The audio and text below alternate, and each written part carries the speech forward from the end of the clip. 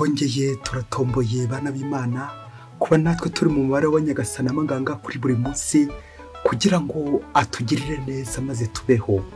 Ku izina ry'Imana Data na Mwana na Roho Mutagatifu, amen. Amahoro bana b'Imana, nimuhumure, Imana iradukunda, ije kutumurikira kugira ngo tubeho kuri iki cyumweru cya gatanu gisanzwe tariki 5 Gashyantare 2023. Isomo ryamenye mu gitabo cy'umuhanuzi Izayi umutwe 58 umurongo 7 kugeza kwa 10. Igisibo gishimisha Uhoraho ni iki ngiki: no gusangira umugati wawe n'umushonji, ugacumbikira abakene batageraho bikinga, wabona uwambaye ubusa ukamwambika, ntiwirengagize umuvandimwe wawe. Bityo urumuri rwawe ruzarase nk'umuseke weya, n'igikomere cyawe kizasubirane bwangu. Ubutabera buzakugenda imbere, n'ikuzo ry'Uhoraho rigumane nawe. Bityo uzatakambe maze Uhoraho agusubize, nuhamagara avuga ati ndi hano. Niba iwawe haciye akarengane n'amagambo mabi, ugaharira umushonji igaburo ryawe bwite, kandi ugahembura uwazahaye, urumuri rwawe ruzarasira mu mwijima, ijoro ry'urwijiji rihinduke amanywa y'ihangu. Iryo ni ijambo ry'Imana. Zaburi 112. Mu mwijima w'isi intungane yaka nk'urumuri. Hahirwa umuntu utinya Uhoraho mu gihe cy'umwijima yaka nk'urumuri rumurikira abantu b'intagorama. Koko impuhwe, ineza n'ubutungane nibyo bimuranga. Hahirwa umuntu ugira impuhwe kandi akaguriza abandi, ntabwo azigera ahungabana bibaho, azasiga urwibutso rudasibangana. Ntakangaranwa n'ibihuha bibi, akomeza umutima akiringira Uhoraho. Umutima we uhora mu gitereko ntagire icyo yikanga. Agira ubuntu agaha abakene atiziganya, ubutungane bwe bugahoraho iteka, akagendana ishema n'ubwemarare. Mu mwijima w'isi intungane yaka nk'urumuri. Isomo rya kabiri niryo mu wa mbere Pawulo Mutagatifu yandikiye Abanyakorinti umutwe wa 2 umurongo wa 1 kugeza kwa 5. Bavandimwe, igihe niyizi ubwanjye iwanyu kwamamaza amabanga y'Imana, sinakoresheje amagambo y'akarimi keza cyangwa y'ubwenge. Koko rero nta kindi nashatse kuyibandaho usibye kubamenyesha Yezu Kristo, kandi Yezu Kristo wabambwe ku musaraba. Igihe nari kumwe namwe nari mfite intege nke, ntinya kandi ndagadwa, kandi amagambo nakoresheje mbamamazamo inkuru nziza ntaho yarahuye n'iby'ubwenge buhanitse, ahubwo yabemeje kubw'ububasha bwa Roho w'Imana. Bityo kwemera kwanyu kukaba kudashingiye ku bwenge bw'abantu, ahubwo ku bubasha bw'Imana. Iryo ni ijambo ry'Imana. Nyagasani Yesu nabane namwe. Amagambo mu Ivanjili ntagatifu uko yanditswe na Matayo umutwe wa 5 umurongo wa 13 kugeza ku 16. Muri icyo gihe abigishwa bari bateranira iruhande rwa Yesu ku musozi, maze arababwira ati: muri umunyu w'isi. Ariko se umunyu wakayutse bawusubirishamwe icy'uburyohe? Nta kandi kamaro kawo kereka kuwujugunya hanze ugakandagirwa n'abantu. Muri urumuri rw'isi ikigo cyubatse mu mpinga y'umusozi ntikihishira, kandi nta ucana itara ngo ryubikeho ikibo, ahubwo arishyira ku gitereko cyaryo, aho rimurikira abari mu nzu bose. Urumuri rwanyu niruboneshereze ruca abantu, kugira ngo barebe ibyiza mukora, bakurizaho gusingiza So uri mu ijuru. Iyo ni Ivanjili ntagatifu. Urumuri rwanyu niruboneshereza abantu, barebe ibyiza mukora, maze bakurizaho gusingiza So uri mu ijuru. Amen, amen, amen. Bakristo bavandimwe, Yezu Kristo akuzwe. Kristo urumuri rw'amahanga nasabe mu mitima yacu, tumubone, tumurike, maze tumurikira abandi buri munsi. Bana b'Imana, Nyagasani araduhamagaye kuri iki cyumweru. Tugeze ku cyumweru cya gatanu mu byumweru bisanzwe. Reka mu ncamake twibukiranye ibyo tumaze iminsi tubona mu byumweru 5 byashize, ibyo twazirikanyeho. Bityo nawe uze kuva aha ngaha wahuye na Kristo, twahuye na Kristo twembi, maze tubeho neza. Ku cyumweru cya mbere twazirikanye Yezu yigaragaza. Nyuma y'uko Kristo amaze kwigaragaza nyine, ibintu byose bijya mu buryo. Ku cyumweru cya kabiri twazirikanye umugaragu, ko umugaragu mwiza kubera abandi umugaragu. Iyo uri umugaragu witangira abandi koko. Ku cyumweru cya gatatu twazirikanye Kristo urumuri rw'amahanga, lumen gentium, Kristo umurikira amahanga akagera ku mbibi zose, akagera hose. Ubwo twazirikanye cyane cyane Yezu atora intumwa ze enye za mbere, azivanye ku nyanja, azivanye mu bwato. ku cyumweru noneho cya kane gishize ejo bundi twazirikanye ku bahire, twabonye ko guhirwa ari ukubana n'Imana, naho kugorwa ni ukubura Imana. Natwe rero kuri iki cyumweru noneho cya gatanu, ka gatanu nanone gasobanura muri Bibiliya inema z'Imana, grâce de Dieu. Aha rero turakomeza kuzirikana ku rumuri kuri iki cyumweru, aho tuza kuzirikana ku byiza by'urumuri mu ngingo nziza igira iti kuba ingirakamaro y'abandi. Ese mukristo muvandimwe, nawe uri ingirakamaro? Iryo jambo ingirakamaro rigizwe n'amagambo abiri, inshinga kugira ndetse n'akamaro. Être utile, être profité, être mangé. Turaza kuzirikana ko kuba ingirakamaro bisaba kubanza gushira kugira ngo abandi bari bo bashisha. Rero bikaba imusana igihe twashase gushisha, abandi bo bari gushira. Yezu Kristo aratubera urumuri natwe, maze natwe tube ingirakamaro mu buzima bwacu, ingirakamaro mu mibereho yacu. Mukristo muvandimwe, uze kuva aha ngaha nawe wabonye ko niba koko wumva uri ingirakamaro, niba atari byo bakwitirira, umenye ko ugomba kubanza gushira. Ngaya masomo n'ibi byumweru byose bigaruka kuri iryo jambo kwitanga, rwa rumuri rwitanga rukabanza rugashira kugira ngo abantu babone, abantu babeho neza. Niba Yezu aribwa agashira kugira ngo yitangire abantu, kandi abakristo twebwe tubereho kugira ngo dukurikire kandi dukurikize Kristo we rumuri koko wa wundi ushira, ubwo byumvikane. Donc nawe umukristo ugomba gushira kugira ngo abandi bashishe, wigana Yezu Kristo watwitangiye ku musaraba. Nguko kuba ingirakamaro umukristo muvandimwe, ninde ubereye ingirakamaro? Ninde nawe ujya ukungukiraho? Ninde ujya ukuryaho? Reka tuvuge gutyo, ukurya ariko kugira ngo abeho kandi mu buryo bwiza. Kuba ingirakamaro, mu isomo rya mbere twazirikanye igisibo gishimisha Imana, kumurikira abandi cyane cyane mu migenzo myiza, ibikorwa by'urukundo, ibikorwa bishimisha Imana. Igisibo gusiba ikibi, ngasiba ikibi kandi ngasiba ikibi. Icyo gisibo gishimisha Imana kijyana cyane cyane no kwitanga, ukemera ugahara ubuzima bwawe, kunusura ku byo waryaga ndetse rimwe na rimwe ukabyigomwa kugira ngo uhereze nde umushonji. Ni nka kwa kundi wemera kubaho nabi kugira ngo undi abeho neza, ukemera wowe ugasonza kugira ngo undi agire gute ahage. Ngibi ibikorwa by'urukundo, kwitanga nk'urumuri, nk'uko umuhanuzi Izayi agize ati bityo urumuri rwawe ruzarase nk'umuseke weya, n'igikomere cyawe kizasubirane bwangu. Amen, amen, amen, amen. Nguyu witanga, uritanga ariko uri gushira, ariko urumuri rwawe ibyo bikorwa bikamurikira abandi, bakava mu mwijima bagana iki? Bagana urumuri. Na nibyo umuririmbyi wa Zaburi nawe yikiriza iri somo adusubiza, atwereka ko nyine tugomba kwaka nk'urumuri. Ni ugutunganira Imana, ni ukubona Kristo, hamara wamara kumubona nawe ukamurikira abandi. Uwabonye Kristo nawe arabona, yamara kubona abandi nabo nyine bakabona. Mu mwijima w'isi intungane yaka nk'urumuri. Amen, amen, amen. Urumuri rurabonesha, urumuri rwerekana ikibi, maze kuko abantu bakabaho neza. Buryo umuntu uri mu mwijima ababuze byinshi cyane, ababuze amahoro, ibyo akoze byose ntibigenda neza. Kubera iki? Ntabwo ari kubona. Kubona tuvuga ntabwo ari amaso gusa y'umubiri, ahubwo amaso y'umutima, ni ukubona Imana. Iyo ubonye Imana umerewe neza, ubuhiriwe, bityo ubaho neza mu buzima. Pawulo mutagatifu mu isomo rya kabiri aratwereka uburyo twaba urumuri, koko urumuri nyine ari ukwitanga nka Kristo. Ubwo atuganisha ku ibara ry'umusaraba, umusaraba wuje kuzo wa Kristo, umusaraba Yezu ajyaho yicishije bugufi, kwiyoroshya, kwitanga, akemera agaseba. Pawulo rero mutagatifu nawe arimo kudushishikariza ko umukristo wese nawe agomba kunyura muri ubwo bubare kugira ngo yigane Kristo, kwigana Kristo imvugo ndetse n'ingiro. Pawulo yagize ati koko rero nta kindi nashatse kwibandaho usibye kubamenyesha Yezu Kristo, kandi Yezu Kristo wabambwe ku musaraba. Amen, amen, amen, amen. Umusaraba wuje kuzo wa Kristo. Niba koko Yezu Kristo yaranyitangiye ku musaraba kugira ngo acungure kandi n'umunyabyaha, we nta n'icyaha arafite, nanjye rero ndasabwa kugira ngo mwigane nanjye mu buzima bwa buri munsi, uko nshoboye nk'umunyabyaha nanjye nitangira abandi nka Kristo wamurikiye, nanjye nkamurikira abandi.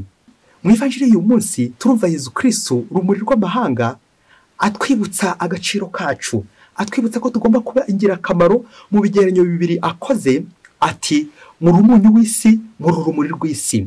Ibyo bigereranyo byo bicyo bihuriyeho, urumuri ndetse n'umunyu, nuko biryoshya. aho biri biraryoshya kuryoshya, ariko nanone ikindi bihuriyeho ni uko bishira. Burya umuntu uryoshya yakagombye nyine no gushira kugira ngo abandi nyine bagire gute baryoherwe. Yezu Kristo aritanga kugira ngo abantu babone bamenye Imana, abitangire koko babeho.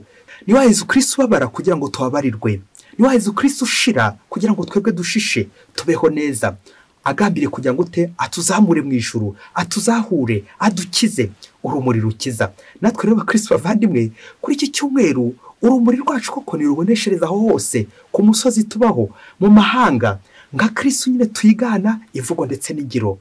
Ngubwo uburyohe buza koko twabukoreye, yambuto umugisha nyine yera ku giti cy'umuruho. Yezu Kristo aratwitangira, turazirikana cyane cyane kuba urumuri rw'isi no kuba umunyu w'isi. Turazirikana Yezu Kristo nanone twitangira mu Karistiya, akaduhaza umubiri n'amaraso bye kugira ngo tubeho neza, kugira ngo tubeho. Yezu Kristo akemera kwihindura ubusa, akemera kubambwa kugira ngo tubeho neza. Aho niho rero Ukaristiya ihurira n'umusaraba, ko byombi ari kwitangira abandi. Yezu Kristo akabifunguro etre manger et non manger, tukamurya ubundi tukabaho. Ese mu Kristo muvandimwe, wowe abandi bari baguprofita, abandi koko aho uba mu byo ukora, abandi koko bajya bakwishimira bakaguprofita, bakagira icyo bagukuraho, bakunguka kubera ko uhari, byaba ari byiza, byaba ari mahire. Ngurwo urugero rwiza kuba ingirakamaro y'abandi. Rero abantu benshi kuri iyi si tujya tubicurika, twebwe tugashaka guprofita abandi, tugashaka ko abandi rero batugirira akamaro, tugashaka gusa ngo mpereza, ariko ngewe ndashobora kuvuga ngo fata. Nguko rero ko Kristo ashaka kutugarura uyu munsi, atwereke ko niba ko kuri umukristo ugomba kureka bakaguprofita, ugomba kureka abandi koko bakabeshwaho nawe. Nibyo koko uyibashirwaho na Kristo, ubeshaho n'abandi nabo kuba ingirakamaro. Ngo umunsi umwe hirya kure cyane muri Afurika, ngo umubikira ngo wari umaze gusezerana, ngo amasezerano yo burundu, nuko rero ngo ahura n'ikibazo gikomeye cyane. Uwo mubikira ahura n'ikibazo cyane cyo kubihirwa. Ngo niki cyari kimubihije? Uwo mubikira wihaye Imana ngo akaba muri community yabagamo, abandi babanaga ngo ntibamukundaga, ngo kandi koko akora neza, ariko ko ntibamukunde. Bishoboke ko ari ishyari bamugiriraga ntawamenya, ariko ikigaragara ntibamukundaga, bituma umubikira bihirwa cyane bikomeye cyane. Yanga nanjye kuvuga ngo ubuzima bw'abihaye Imana ngo kubera ko bagenzi be nyine ngo bamubihiriza. Ubwo bubihe bakristo bavandimwe, nuko umubikira neza yenda guturika kubera ububihe, ubanza arafite nk'ububihe, ubwo bubihe bukomeye cyane nk'ubw'imisara 25. Nuko umubikira arebye hirya areba hino, abona koko ataryohewe, abona koko arambiwe n'ubuzima bw'abihaye Imana. Nubwo ngo yakoraga neza, ariko aza kuvuga ati, umva, nubwo nasezeranye burundu, nje gushaka uburyo nigira iwacu ubu nizo mu bihaye Imana, kuko abagenzi banjye banyanga, ntago bankunda, bangendaho, bamvuga nabi, baranegura. Ubu rero ikiza nuko ntababisa, ubundi koko ubuzima bwabo nkabubaharira, ubundi giye nkikomereza ubuzima busanzwe, nubwo nasezeranye burundu. Nuko amubikira nyuma y'ubwo bubihe bwose koko abonye neza agiye guturika, arazinga utwambaro twazinga utwenda twe, azinga ibintu byose yari afite byose arazinga, ngo agiye gutaha. Nuko ngo amaze kuzinga byose agiye gutaha, yibuka ko hari umujyanama w'uruha yari afite. Aravuga ati, mbere yo kugenda nanone reka njye kumusezera, mubwire ko ngiye, kubera ko abagenzi banjye koko batanyumva neza, barampinga, ngumva koko mbuze amahoro.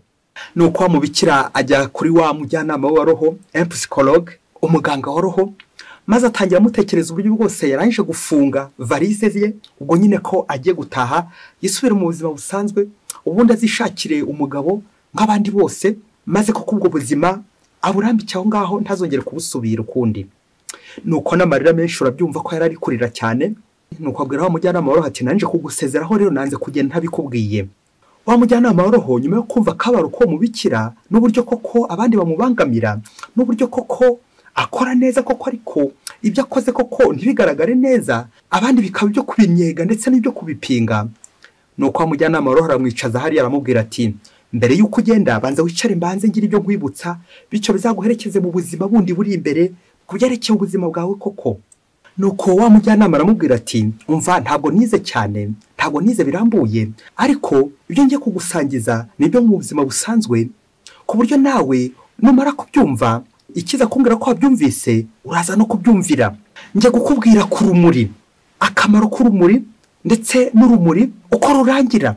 Njye gukubwira intera eshatu, 3 stade. Izo ntera eshatu zijyana n'urumuri, urumuri rwaka. Intera ya mbere ni abegereye urumuri, intera ya kabiri ni abari kure y'urumuri, intera ya gatatu ni igihe urumuri ruzimye. Reka duhere ku ntera ya mbere. Abantu begereye urumuri igihe urumuri rumaze kwaka, igihe itara rimaze kwaka, igihe buji imaze kwaka. Abegereye urumuri icyo gihe ruraba kuri iyo stade ya mbere, abegereye urumuri rurababangamira bagasabwa n'ububihe. Kubera iki? Bimeze nka yafi twabonye ubwashize, igihe umurobyi acanye amatara, yafi yarije kugira ngo ize gushaka udusimba cyangwa utunyabuzima iza gutamira, noneho yahagera igasanga urumuri, rwa rumuri rurayibangamira, noneho igashakisha uburyo bwose igenda irwana narwo, bikaza kurangira nyine urumuri rugize gute, urumuri ruyitsinze, bikaza kurangira ifashwe mu rushundura. Kubera iki? Urumuri nyine rwayiganje. Abo rero begera urumuri nabo urabyumva nawe, uzacane nka buji, nuyegera uzumva uri kubabara, uzumva uri gushya. Abo ngabo koko bumva bari gushya, bumva babangamiwe n'urwo rumuri. Kubera iki? Ubushyuhe burabangamiye cyane, barumva bari gushya. Abo rero begera urumuri baba babangamiwe cyane. Ese masere, wumvise Evangelii Yezu Kristo uko yanditswe na Mariko umutwe wa 6 umurongo wa 1 kugeza ku wa 6, twasomeye ku wa 3 w'iki cyumweru, uburyo Yezu bamupinze nawe bari bande, barabi wabo. Yezu bamupinga, dusaba inema gutarakazwa n'ubusa. Ako kantu masere rero kazirikane ko na Yezu ubwe bamupinze, kandi arabahe, arabo mu nzu yabo, arabi wabo, arabo babana. Iyo Evangelii uze kwisubiramo neza witonze, kuko n'ipfundo ry'uwo dukurikiye Yezu Kristo, kuko ntidukurikiye abo bantu badupinga, ahubwo dukurikiye Yezu Kristo wapinzwe. Urwo rugero rufate kandi rufate mu mutwe. Yezu bamupinga, dusaba inema yo gutarakazwa n'ubusa, gutarakara nk'ikibindi. Rero abo bagupinga, abo ngabo bose bakurwanya, ujye uzirikana ngo niba koko uri gukora neza, birumvikana ibyo bikorwa ukora byiza birababangamira, bikamera nk'ibiri kubotsa bari gushya. Ubwo rero urumva ko batabyishimira nyine nawe wose uri umwana, menya ubwenge. Urugero rwa kabiri, stade ya kabiri, ni abari kure y'urumuri. Abari kure y'urumuri mu gihe abari hafi icyabo n'ubushyuhe, naho abari kure bo ni imirasire, kurasirwaho nyine. Abo ngabo rero bo imirasire irabakurura, gukururwa. Mu gihe abegera urumuri bo baruhunga, abari kure y'urumuri bo kubera iyo mirasire barakururwa. Ngicyo ni cyazanye Yezu, Lumen Gentium, la lumière des nations, nka Pawulo mutagatifu nk'umwe ya Kristo, ntumwa y'amahanga, kuza kumurikira abari kure. Yezu Kristo urumuri rw'amahanga niwe umurikira abari kure. Ngibyo rero bya bindi byuko abari kure bose Yezu azabazana. Abo bari hafi y'urumuri twabajyanye n'abafarisayo n'abigisha amategeko, bo badakeneye kwisubiraho cyane, badakeneye kwicuza, badakeneye kumva Yezu. Naho abari kure ni za ndaya, ibyomanzi, abanyabyaha, wowe nanjye turimo. Abo ngabo rero iyo Yezu Kristo barasiyeho, baza bamugana bakamwegera, kwegera Yezu Kristo. Abo bari kure rero niwe Yezu Kristo yagize gute, niwe Yezu Kristo yaje gushakashaka abanyabyaha, abanyamahanga, abanyabyaha. Abo nibo bazabona Imana, abo nibo babona urumuri koko bakarwishimira. Mu gihe bari abo barwanga, abanyamahanga bari kure bo bararwishimira. Bigaragaza nanone umuntu w'umunyabyaha uza koko asanga Imana, agasanga Imana amaze kwicuza. Naho abo ngabo batakeneye urumuri uzasanga nyine bari gupinga, de critique. Iyi stade ya kabiri rega kwereka ko nubwo hari abatakumva babandi bagendera ku isano y'amaraso, ariko hari abandi bazakumva, babandi batagendera ku isano y'amaraso, ahubwo isano isumbi y'amaraso, isano y'ukwemera. Abo ngabo Yezu Kristo niwe yaje gushaka. Rero ntabwo dukurikiye abantu, ahubwo dukurikiye Yezu Kristo. Niwe rugero tugomba kureberaho. Noneho stade ya gatatu, intera ya gatatu y'urumuri ruri kwaka, ni igihe noneho rumaze kuzima. Nari ngiye kuvuga rumaze gupfa. Iyi stade rero yerekana nanone umuntu wapfuye. Umuntu wakoraga neza iyo amaze gupfa bigenda gute? Kuri intera ya gatatu yo gupfa turazirikanaho ibintu bitanu. Ubwa mbere reka tuzirikane abantu bari begereye rwa rumuri, bari bari kuri stade ya mbere uko bigenda. Babandi bapingaga birumvikana bararuhuka, bakishima, ariko ibyishimo by'inyuma nibwo nanone bajya batekereza ku bikorwa bya wa wundi babamurikiraga.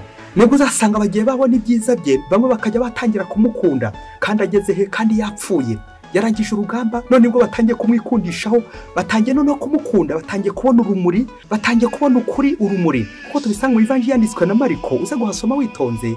Mariko umutwe wa 15 umurongo 39 baravuga ngo koko uyu yari umwana w'Imana. Na Yesu Kristo dukurikiye bamenye ko yari umwana w'Imana ryari ku musaraba amaze gupfa.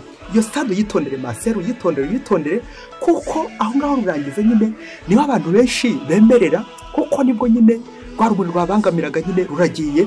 Ariko nanone hari ikiba kinjiye mu mutima, uze guhasoma witonze. Yesu Kristo bamumenye ryari ko ari umwana w'Imana amaze gupfa. Aha kabiri kuri iyi stade ya gatatu nabo ngabo nyine baba bari kurera rumuri, byo birangira babonye ibyishimo, bishimye koko. Mu gihe abandi bari muri regret, bari kwicuza ya stade ya mbere, abandi bo baba bari muri la joie, baba bishimye. Ni stade nziza nyine yuko twishimira ko umuyoboke w'Imana yagiye mu ijuru, wa wundi wakoreye Imana, yantoreye Imana koko yagiye mu ijuru. Akabya bindi ngo imbuto y'umugisha yera ku giti cy'umuruho. Noneho ku bwa gatatu kuri iyi stade ya gatatu ni urubuto ruryoshye. Ndagira ngo urabizi Maseru, uburyo urubuto ruryoshye ku giti abana badahema kurutera imijugujugu. Nawe rero nuko niba koko ibikorwa byawe ari byiza, ntuzahwema kubona abakonteresigise, abantu bakurwanya, abantu bagupinga, abantu bakugenda, abantu bakugirira ishyari, aho ntuzahwema kubabona mu buzima. Rero niba urubuto rwawe ruryoshye ku giti, umva ni ukurinda imijugujugu, ariko uzirikana ko abana badahwema kurutera imijugujugu kugira ngo bajye guteba rurye. Enome manje, gushira abandi bagashisha. Noneho icya kane kuri iyi stade bacyita mu Gifaransa œuvre apostime. Ni igitabo waranditse kigasohoka nyuma y'urupfu rwawe, umaze gupfa waripfiriye. Cya gitabo noneho nibwo abantu bajya bagisoma avec intérêt, nibwo bajya bagisoma bagikunze, nibwo abantu bajya bakunda ibyawe, nibwo abantu bajya bakunda bya bikorwa wakoraga, bya bikorwa igisibo gishimisha Imana. Abantu bakajya babikunda kubera iki? Kuko nyine wapfuye. Ni wandika igitabo nuko ari ibikorwa, nanjye kuvuga iby'urukundo, uzamenye ko bizagira agaciro ryari igihe nawe uzaba wapfuye. Umuntu w'indwara agira agaciro ryari iyo amaze gupfa. Nibwo noneho abandi benshi, abemera ndetse n'abatemera, nibwo babona rwa rumuri koko. Maseru, uri kubyumva? Noneho ku bwa gatanu ariko niza gusorezaho, ndagira ngo nguhe urugero rw'urumuri ndetse na wa munyu twumvise uburyo bigomba gushira kugira ngo biryoshye. N'ikigereranyo cya buji cyatanzwe na Mutagatifu Karoli Boromeo. Yaravuze ati kugira ngo buji itange urumuri abantu babone, ibanza gushira. Nguko nawe Maseru rero, niba ko gukora neza, nawe witegereze, nawe ugenda ubanza ushire, umenye ko abandi bari kuguprofita, ari abari hafi, ari abari kure, bose ntabwo urwo rumuri rwakwaka gusa ngo ntirugire icyo ruboneshereza. Mwana wanjye rero, pfa kigabo, agaciro kawe nyine uzagahabwa na Yezu. Abantu bashobora gukwima agaciro, ariko Yezu we ntashobora gukwima agaciro. Rero ikizakubwira ko ukomeye, nanjye kuvuga uri intwari, ni uko utazahwema guhuna urucantege. Akamvuga ugira iti udakora nta kosa. Nawe rero mu mikorere yawe, niba ko kuri gukora neza, ntuzabura abakonteresigise, ntuzabura abakurwanya, ariko uzirikane ko niya mvura nyine iri kugwa idasubirira yaho itabanje kubeza ubutaka. Umenye ko nudahura n'abakurwanya, icyo gihe ntabwo nyine uzaba ufashe, icyo gihe ntabwo ukomeye. Rero umukristo nk'uko azaba yungurirwa mu muriro, n'umukristo umuntu wese ukomeye agomba nanone nawe guhura n'urucantege. Rero Maseru, komeza inzira watangiye, wicike intege, wisubire inyuma ngo nuko hari abari kugupinga. Komeza ukore neza utarambirwa, ukore neza, wirinde gukora nabi, wemere gushira, kuko hari benshi nyine bazaguprofita, bagaprofita urwo rumuri rwawe, maze koko bakabaho neza. Nuko wamubikira nyuma yo kumva inama z'umujyanama wa roho psychologue, arapfukama maze arasenga, aravuga ati nakennye mu bikomeye, sinzasubira ukundi. Reka rero kuko nkomere kandi nkomeze abandi gitwari. Ako kanya aragenda asubira muri kominote ye. Ubu ngubu ko arakomeye kandi arakomeje, amaze gukora imyaka 25 yiyeguriye Imana muri uwo muryango w'ababikira. Bakristo bavandimwe, urumuri rwa Kristo rubaboneshereze, maze imitima yanyu ikere kwakira Kristo buri munsi. Mwese mbifurije icyumweru cyiza. Imana ibaho umugisha. Imana Data na Mwana na Roho Mutagatifu. Amen. Padiri Masumbuko Ladislas wa Diocese ya Cyangugu.